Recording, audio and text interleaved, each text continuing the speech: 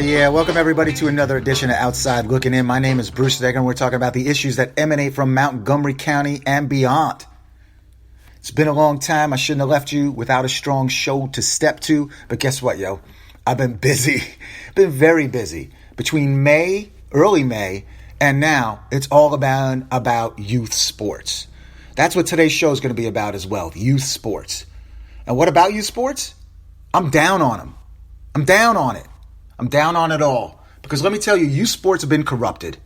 Corrupted by adults who didn't have their way, and now they're trying to get back into this competitiveness that just doesn't work.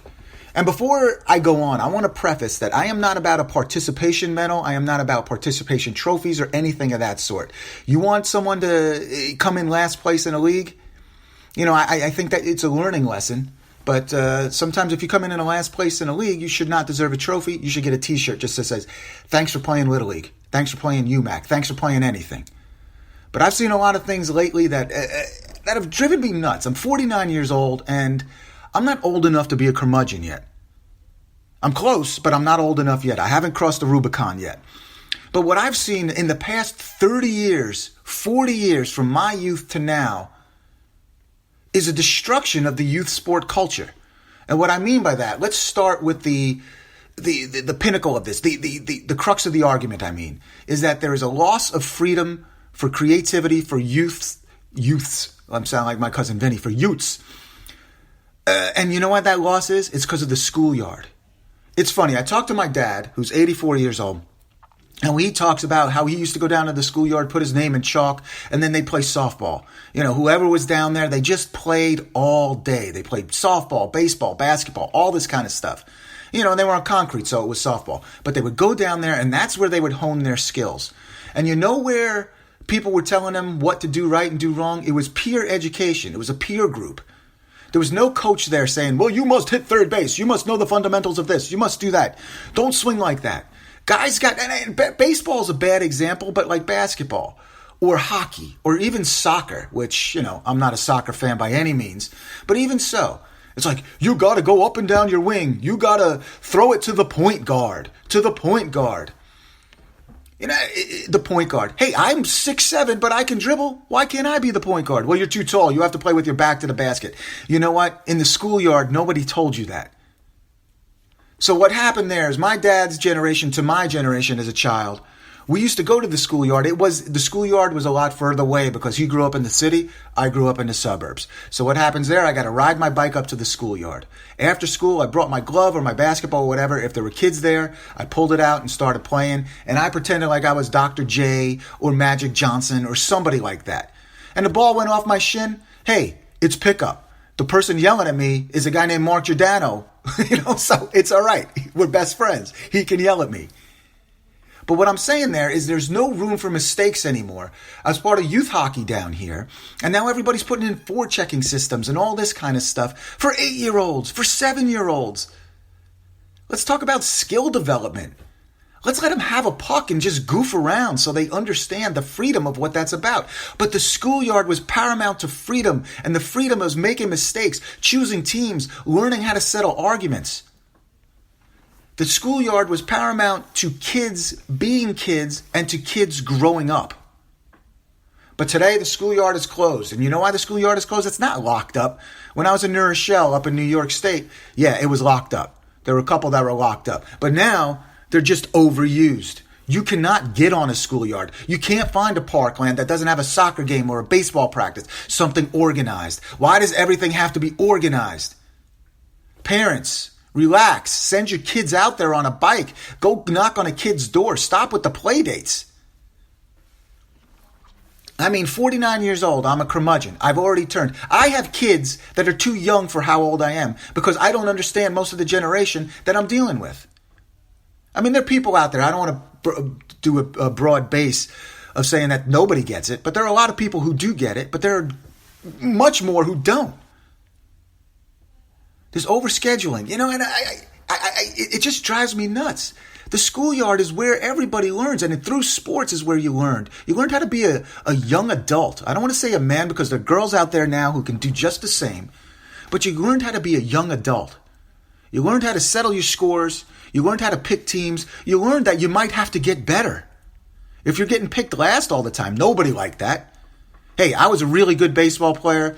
I was a really good hockey player, whatever. I was good enough at all these other sports and even basketball. Came to kickball, I sucked. I didn't have a strong leg. I didn't have a strong arm. I sucked as a kickball player, and I was middling. So I was like one of those 8th or 9th picks on a team of 15. It was funny. It really was funny. But I mean, I got it. I understood. And then there was one thing about kickball. I wasn't going to practice kickball to get better. Even though people say, you got to get out there. You got to be, but no, come on. But we were out there at lunchtime doing it. We were out there after school doing it. And that's what's happened now. And that's where my friends were. It's like we didn't have to call each other. We rode a bike to a certain place, a gathering place. There are no more gathering places. And that's the problem with most of these suburbs. And it's just not the suburbs. My son's school is only a mile and change away. He could ride his bike if he wasn't so lazy. But he could go up there. But he could go up there now and there'll be nobody there. And if they are there, if he does see his friends, they're in some organized soccer game.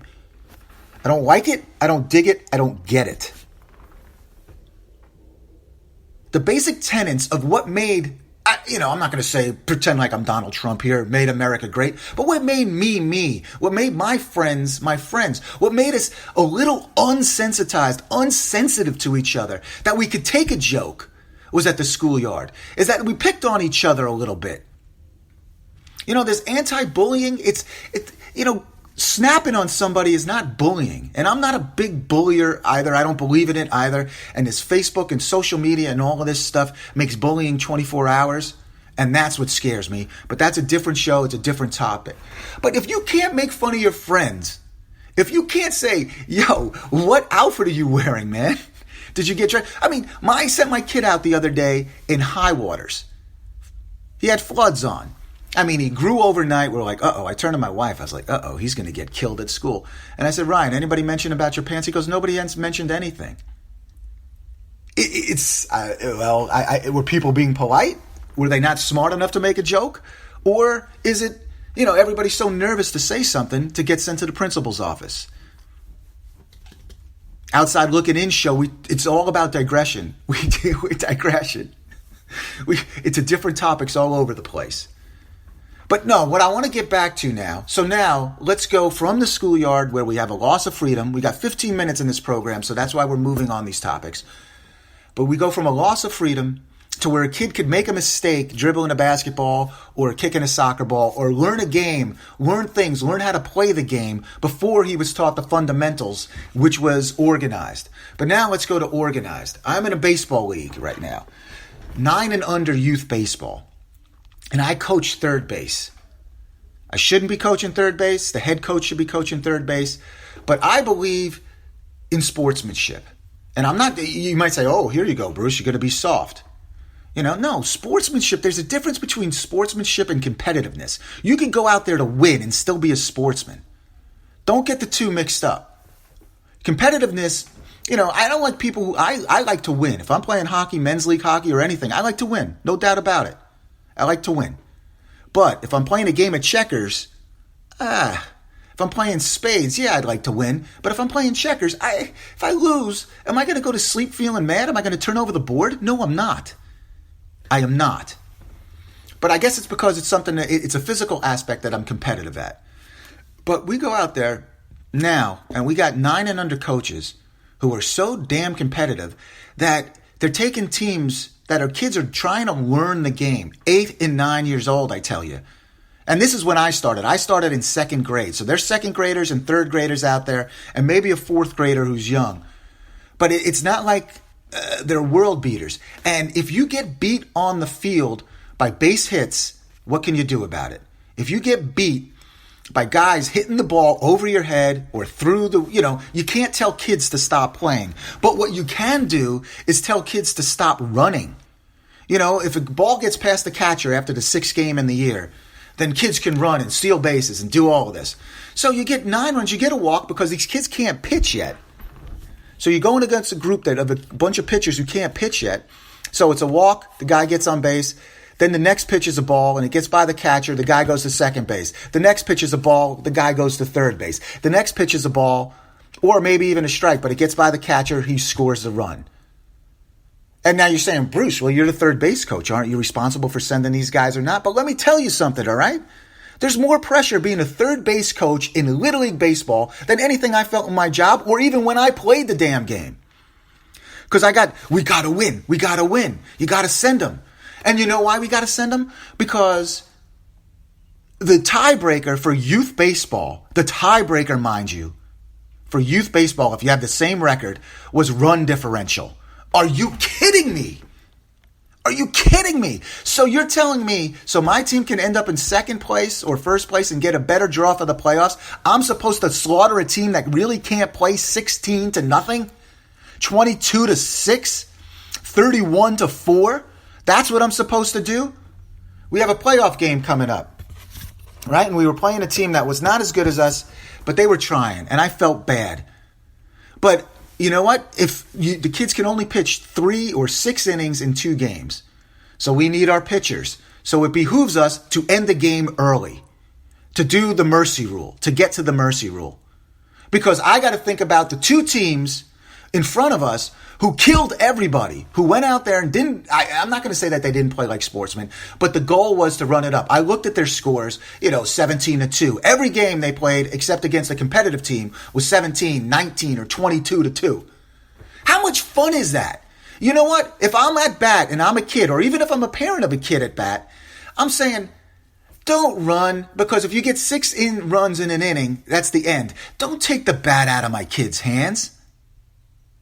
I mean, it's just ridiculous. What are we learning here? What are we trying to teach our kids about sportsmanship? It's out of the window. And again, I'm not being soft, because competitive and sportsmanship can go hand in hand. They should go hand in hand. But running up a score on a team by running and again, if you're playing baseball and you hit home runs over the fence and, these are 8 and 9-year-olds and they're hitting base hits and guys are going station to station or making good plays, real plays, instead of scoring on pass balls by a catcher who's still sucking his thumb. How manly can you feel about that? How good can your kids feel about that? I actually went up to the coach of the other team the other day and I apologized. But I told him, I said, we got to save our pitchers for the 2 teams who do this to everybody. It puts me that's the quandary. Is that the problem? Am I the one feeling bad, or is this something that I should just open up to and accept? I don't get it. I don't like it. Again, if you're good and you win, you win. Bam. Kids know. It's like, damn, they're good. But then again, you also have a situation where you're not discouraging anybody, even though they might be discouraged. As a parent, you could talk to your child and say, hey, we got to go out there and work on it. We got to field the ball better. We got to hit better. There's a measuring stick. But here's the crux of the whole issue again. Where do you go? There's no fields open. You know what I do with my kids? I go to a wall. I feel like Donald Trump. We're like on the Mexican border building a wall. No, we play stickball per se. It's actually wall ball. I have my kids sit against a wall because there's no fields open for us to practice. And the other thing too is, this is the other great thing. It's like the catcher is so important to the game, and no one puts any good players behind the plate to catch. I was a catcher growing up, so this is a bias. Have a good player behind the plate to catch so the ball doesn't get through. Don't start yelling at me if you got a kid back there who should be in right field. And I got a couple kids I know that I'm coaching and who actually live in my house are playing right field right now. So it's not like I'm criticizing kids based on talent. I get it. But anyway, this is the program called Outside Looking In. I want to thank Jason for getting me back out here. Jason B., you know who you are. We'll be back next week with another edition. Actually, I'm going to keep them coming. As long as I'm mad, I'm going to keep them coming. It's good therapy. I'll talk to you soon.